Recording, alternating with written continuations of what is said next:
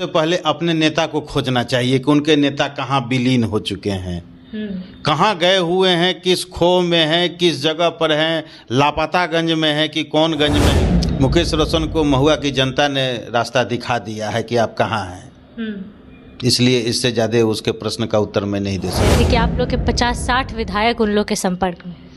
मृत्युंजय तिवारी किनके संपर्क में है वो सब लोग जानता है, इसलिए ऐसे प्रश्नों का उत्तर देना हम लोग उचित नहीं। बैलेट पे जीत रहे थे और ऐसे हाल झारखंड में जीत गए। झारखंड में उनकी गठबंधन की सरकार है, उनकी पार्टी के संजय यादव मंत्री हैं, वहाँ जीत गए थे तो ईवीएम बहुत। गांधी अपने परिवार की विरासत को संभाल रहे हैं, तेजस्वी यादव अपने परिवार की विरासत को संभाल रहे हैं। तो विरासत की राजनीति को संभालने वाले लोग पार्टी नहीं संभाल पाते हैं, इसलिए उन दोनों दलों में इस प्रकार की बातें चल। खरमास के बाद जदयू समाप्त होने वाली है और साथ साथ नीतीश कुमार 11वीं बार होली से पहले दोबारा शपथ लेने वाले हैं। नमस्कार, देख रहे हैं आप मगही न्यूज़, मैं आपके साथ संजना। ये बयान हमारे नहीं, राजद के नेताओं का है। इन बयानों पे बात करेंगे। हमारे साथ बातचीत के लिए जदयू से अरविंद निषाद जी मौजूद है। राजद के नेता एक तरफ कह रहे हैं कि खरमास के बाद जदयू समाप्त होने वाली है।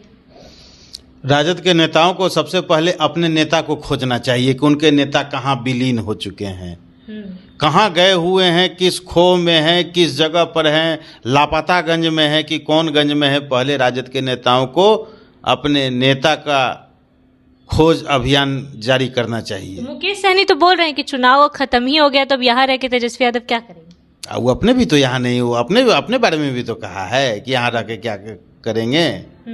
तो ये सभी एक ही तरह के लोग हैं और कुर्सी की राजनीति करते हैं। जनता की भलाई की राजनीति इन लोगों के लिए नहीं है।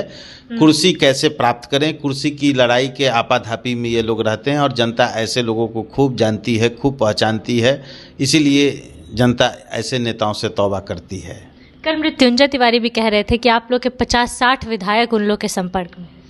मृत्युंजय तिवारी किनके संपर्क में है वो सब लोग जानता है, इसलिए ऐसे प्रश्नों का उत्तर देना हम लोग उचित नहीं समझते हैं। मुकेश रोशन ने बयान दिया है कि नीतीश कुमार 11वीं बार शपथ लेने वाले उन लोग के साथ मिलकर होली के पहले। मुकेश रोशन को महुआ की जनता ने रास्ता दिखा दिया है कि आप कहाँ हैं, इसलिए इससे ज़्यादा उसके प्रश्न का उत्तर मैं नहीं दे सकता हूँ। सर, रोहिणी आचार्य पे क्या बोलेंगे? नीतीश कुमार से गुहार लगा रही हैं कि मायके गजाने के लिए कम से कम अधिकार प्राप्त हो महिलाओं।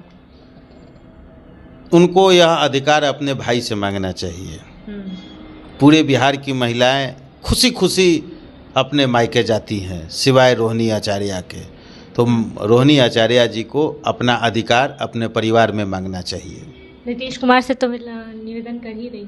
नीतीश कुमार महिलाओं के लिए इतना सोचते हैं। हाँ, ठीक बात है। इसलिए बिहार की महिलाएं खुशी खुशी अपने परिवार में जाती हैं, अपने मायके जाती हैं, अपने परिवार वालों से मिलती हैं।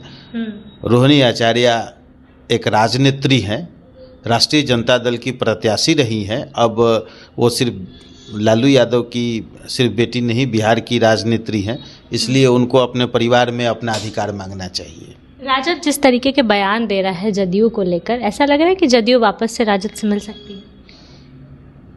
हमको तो लगता है कि जनता राजद के नेताओं को असली जगह दिखा दिया है, तो जनता ऐसे नेताओं को असली जगह दिखाते रहती है। तो जनता के जनादेश का सम्मान इनको करना चाहिए, जनता के भी जाना चाहिए। ये फिजूल की बयान दे करके, फिजूल की बातें करके ये अपना तो नुकसान करते ही हैं, साथ ही साथ जनता का भी ये लोग नुकसान करने पर तुले हुए हैं। तेजस्वी यादव तो बोल रहे थे कि आपका चुनाव जीतना लोकतंत्र की हार है, मशीनरी जीत हो गई है। बैलेट पे जीत रहे थे और ऐसे हार। झारखंड में जीत गए।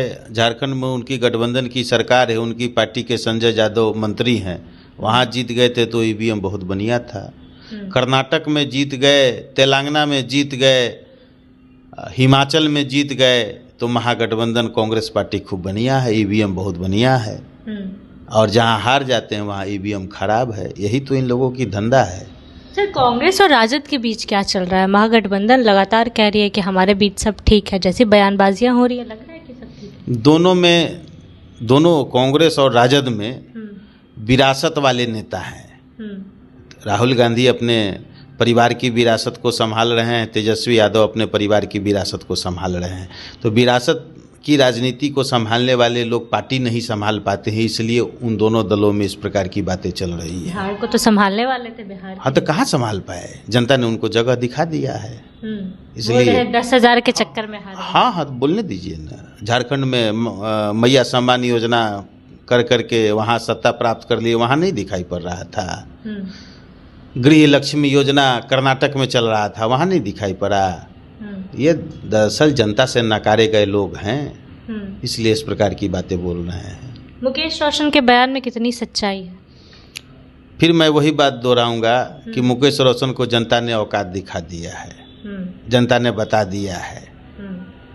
ये लोग बिना जनता से जुड़े हुए ये लोग राजनीति करते हैं और जनता ने इनको सही जगह पर बैठा दिया है, इसलिए अनाप शनाप बोलते रहते हैं। एक आखिरी सवाल लेंगे। निशांत कुमार की राजनीति को लेकर चर्चा तेज हो गई है, ऐसे में विपक्ष सवाल उठा रहा है कि आप लोग वापस से परिवारवाद पे जा रहे हैं। लालू यादव को बोलते थे, अब आप लोग खुद परिवारवाद। जब निशांत कुमार जी जनता दल यू ज्वाइन करेंगे, राजनीति में आएंगे, तो इस तरह के प्रश्न का उत्तर देंगे। अभी तो आए नहीं है, परिवारवाद को बढ़ावा अभी आए नहीं, आएंगे तब ना। अभी तो पार्टी ज्वाइन किया नहीं है उन्होंने, राजनीति की शुरुआत तो की नहीं है, तो कैसे मैं इसका उत्तर दे दूं? जब वो आएंगे तो इसका उत्तर देंगे।